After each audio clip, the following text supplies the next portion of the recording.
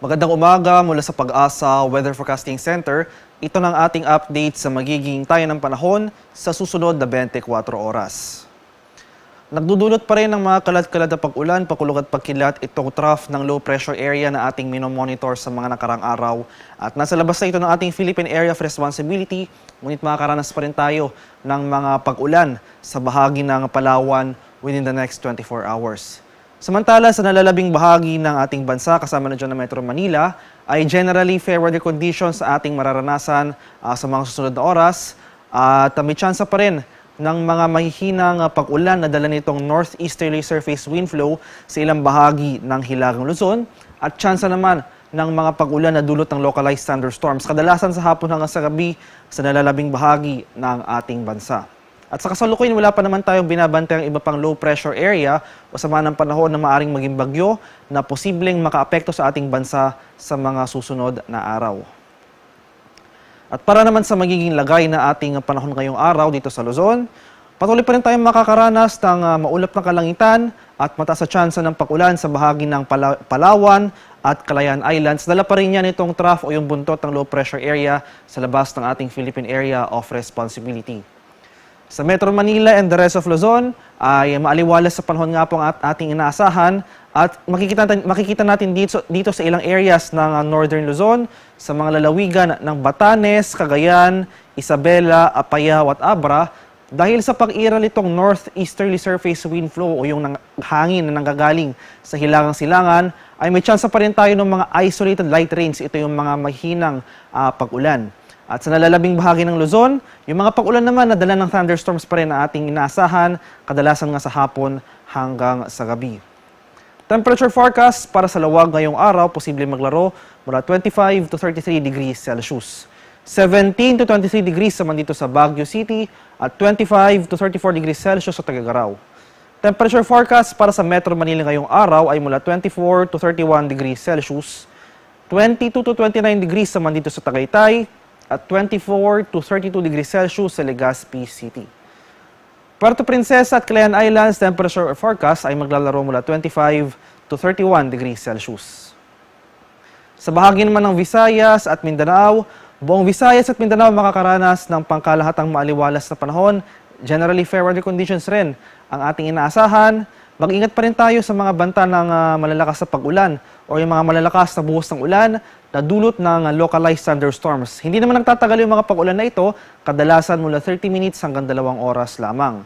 At ngayong madaling araw pa lamang may mga naitala na tayong thunderstorm activity sa ilang areas ng Eastern Visayas, sa isla ng Camiguin, pati na rin sa ilang areas ng Caraga at Davao Region. Panandalian lamang yung mga pag-ulan na ito, so asahan natin later in the day. So mamayang umaga hanggang sa tanghali ay mas magiging maaliwalas sa panahon na ang ating mararanasan sa mga nabanggit na lugar. At asahan muli natin yung mga tsansa ng thunderstorms pagsapit ng hapon hanggang sa gabi.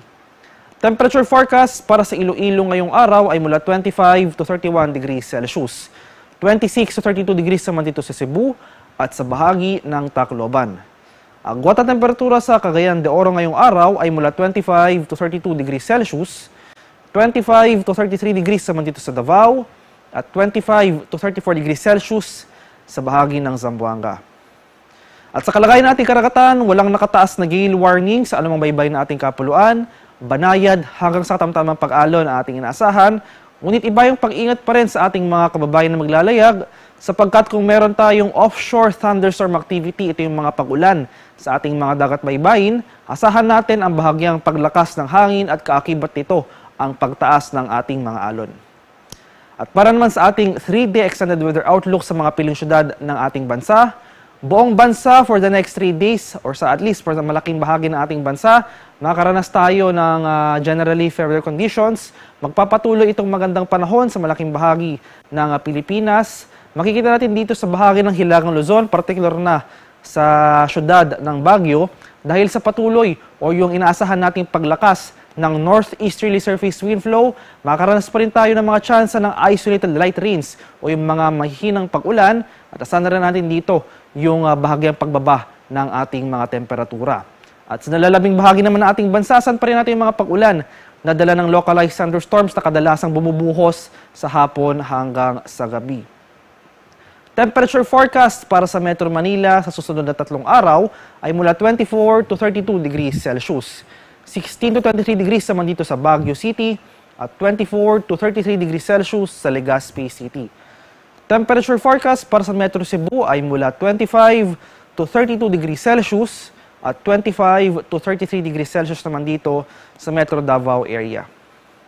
Ang haring araw dito sa Kamaynilaan ay sisikat mamayang 5:47 ng umaga at lulubog naman mamaya sa ganap na 5:37 ng hapon.